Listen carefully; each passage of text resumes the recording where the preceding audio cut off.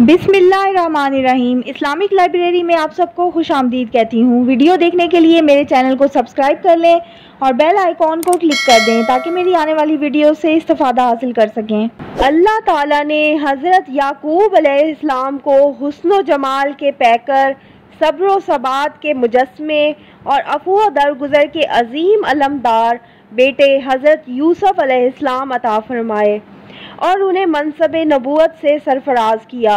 अल्लाह ताला ने आपकी शान में कुरान मजीद की एक पूरी सूरत नाजिल फरमाई है ताकि लोग इस पर गौर करें और इसमें जो हिकमतें, नसीहतें, आदाब और मसाइल हैं उन्हें समझें। सूरह यूसुफ में अल्लाह ताला इरशाद फरमाते हैं, अलिफ लाम रा, ये किताबें रोशन की आयतें हैं। हमने इस कुरान को अरबी में नाजिल किया है ताकि तुम समझ सको। ए पैगंबर, हम इस कुरान के ज़रिए से जो हमने तुम्हारी तरफ भेजा है तुम्हें एक निहायत अच्छा किस्सा सुनाते हैं और तुम इससे पहले बेखबर थे।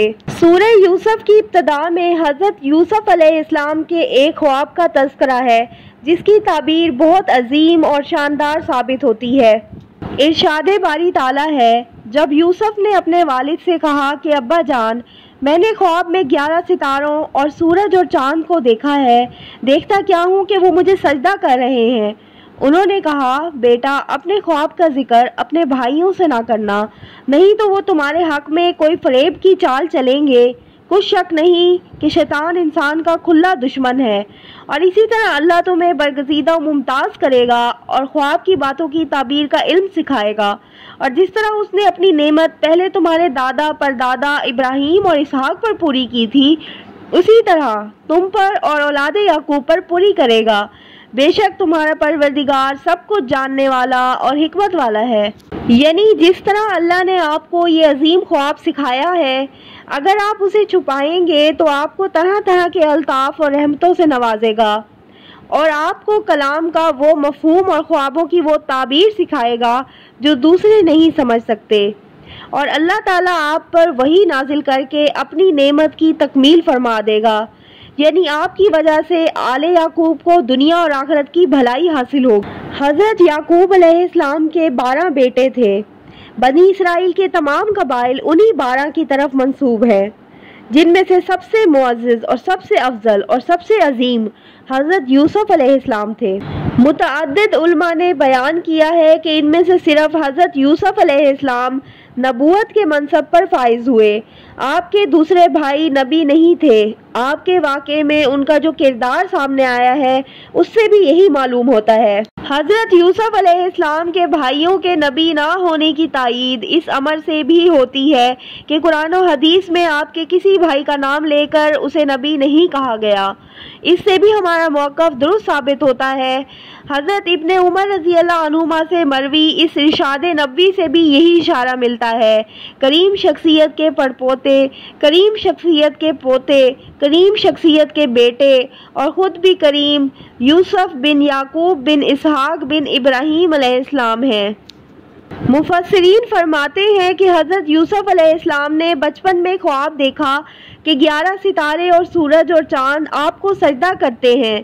11 सितारों से मुराद आपके 11 भाई थे और सूरज और चांद से मुराद आपके वालिदैन। हज़रत यूसुफ अलैहिस्सलाम ने ये ख्वाब देखकर खौफ महसूस किया, इसलिए नींद से बेदार होकर अपने वालिद मोहतरम को ये ख्वाब सुनाया। आपके वालिद हज़रत याकूब अलैहिस्सलाम समझ गए कि आपको दुनिया और आखिरत में बुलंद मकाम और मर्तबा हासिल होने वाला है, जिसकी वजह से आपके भाई और वालिदैन भी आपके सामने झुक जाएंगे। वालिद ने आपको हुक्म दिया कि अपने भाइयों को ख्वाब ना सुनाएं ताकि वो लोग हसद ना करें और मकरो फरेब के ज़रिए से आपको नुकसान पहुँचाने की कोशिश ना करें। इसलिए हदीस में आया है कि अपनी ज़रूरियात पूरी करने में इख्फा से मदद लो, क्योंकि हर नेमत वाले से हसद किया जाता है। हज़रत याकूब अलैहिस्सलाम को अपने छोटे बेटे यूसुफ से बेहद मोहब्बत थी। भाइयों को यही मोहब्बत बर्दाश्त ना हुई तो वो हसद की आग में जलने लगे اور یوسف علیہ السلام کے خلاف سازشیں کرنے لگے۔ اللہ تعالیٰ نے اس واقعے میں موجود نشانیوں، حکمتوں، نصیحتوں اور دلائل کی طرف توجہ دلائی ہے۔ پھر حضرت یوسف علیہ السلام سے ان کے بھائیوں کے حسد کا تذکرہ فرمایا ہے۔ وہ سمجھتے تھے کہ ان کے والد ان کی نسبت حضرت یوسف علیہ السلام اور ان کے سگے بھائی بنیامین سے زیادہ محبت رکھتے ہیں، حالانکہ ہم جماعت کی جماعت ہیں۔ اس لیے انہوں نے کہا ہمارے والد واضح غلطی پر ہیں کہ ہم سب کی نسبت ان دونوں کو محبت کے معاملے میں ترجیح دیتے ہیں۔ پھر انہوں نے آپس میں مشورہ کیا کہ حضرت یوسف علیہ السلام کو قتل کر دیں یا کسی ایسی دور دراز جگہ پہنچا دیں جہاں سے واپس نہ آ سکیں، تاکہ والد کی محبت انہی کے لیے ہو کر رہ جائے اور انہیں زیادہ محبت اور توجہ حاصل ہو۔ ان کا ارادہ یہ تھا کہ بعد میں توبہ کر لیں گے۔ جب انہوں نے یہ فیصلہ کر لیا اور اس پر اتفاق کر لیا تو ان میں سے ایک نے کہا یوسف کو قتل نہ کرو۔ مجاہد رحمہ اللہ کہتے ہیں یہ کہنے والا شمعون تھا۔ سدی رحمہ اللہ کہتے ہیں وہ یہودا تھا۔ قتادہ اور محمد اسحاق رحمہ اللہ کہتے ہیں وہ سب سے بڑا بھائی یعنی روبن تھا۔ اس نے کہا اسے کسی گہرے کنویں میں ڈال دو کہ کوئی راہگیر نکال کر دوسرے ملک میں لے جائے، یعنی کوئی آنے جانے والا مسافر اسے لے جائے گا۔ یعنی اگر تمہیں ضرور وہ کام کرنا ہے جو کہہ رہے ہو تو جو کچھ میں کہہ رہا ہوں وہ کرو، کیونکہ یہ کام اسے قتل کرنے یا کہیں دور چھوڑ کر آنے سے آسان ہے۔ اس رائے پر اتفاق ہو گیا تو انہوں نے اپنی اس تدبیر کو عملی جامہ پہنانے کی کوشش شروع کر دی۔ وہ لوگ اپنے والد حضرت یعقوب علیہ السلام سے اصرار کرتے رہے حتیٰ کہ انہوں نے یوسف کو ساتھ لے جانے کی اجازت دے دی۔ جو ہی وہ لوگ آپ کی نظروں سے اوجھل ہوئے، انہوں نے یوسف سے گالی گلوچ اور زبان و عمل سے ایذا رسانی شروع کر دی۔ انہوں نے پختہ فیصلہ کر لیا کہ آپ کو کنویں کی گہرائی میں اس کے درمیان پڑے ہوئے اس بڑے پتھر پر پھینک دیں گے جسے راؤنا کہتے ہیں۔ جب کنویں میں پانی کم ہو جاتا تو ایک آدمی کنویں میں اتر کر اس پتھر پر کھڑا ہو جاتا اور ڈول میں خود پانی بھرتا تھا۔ باہر کھڑا ہوا دوسرا آدمی رسی کے ذریعے سے ڈول کھینچ لیتا تھا۔ جب انہوں نے آپ کو کنویں میں پھینک دیا تو اللہ تعالیٰ نے آپ کی طرف وحی نازل فرمائی کہ آپ جس مصیبت میں گرفتار ہو گئے ہیں اس سے آپ کو ضرور نجات ملے گی۔ آپ اس وقت بھائیوں کو ان کے کرتوت یاد دلائیں گے جب آپ کو عزت و اقتدار کا حاصل ہوگا، اور یہ لوگ آپ کے محتاج بھی ہوں گے اور آپ سے خوف زدہ بھی، اور انہیں معلوم نہیں ہوگا۔ حضرت عبداللہ بن عباس رضی اللہ عنہما فرماتے ہیں کہ اس کا مطلب یہ ہے کہ جب آپ انہیں یہ باتیں بتائیں گے اس وقت وہ آپ کو پہچان نہیں رہے ہوں گے۔ جب وہ آپ کو کنویں میں ڈال کر چل دیے تو آپ کی قمیض لے کر اسے خون آلودہ کر لیا، اور عشاء کے وقت جب والد کے پاس لوٹے اور کہنے لگے کہ ابا جان ہم تو دوڑنے اور ایک دوسرے سے آگے نکلنے میں مصروف ہو گئے اور یوسف کو اپنے سامان کے پاس چھوڑ گئے، یعنی اپنے سامان کے پاس چھوڑ کر خود دوڑتے ہوئے دور نکل گئے، تو ہماری غیر موجودگی میں اسے بھیڑیا کھا گیا، اور ساتھ ہی کہنے لگے ہمیں معلوم ہے کہ آپ ہماری بات پر یقین نہیں کریں گے خواہ ہم سچ ہی کہتے ہوں، یعنی آپ کی نظر میں قابل اعتبار بھی ہوتے تب بھی آپ ہماری اس بات پر یقین نہ کرتے کہ اسے بھیڑیا کھا گیا ہے۔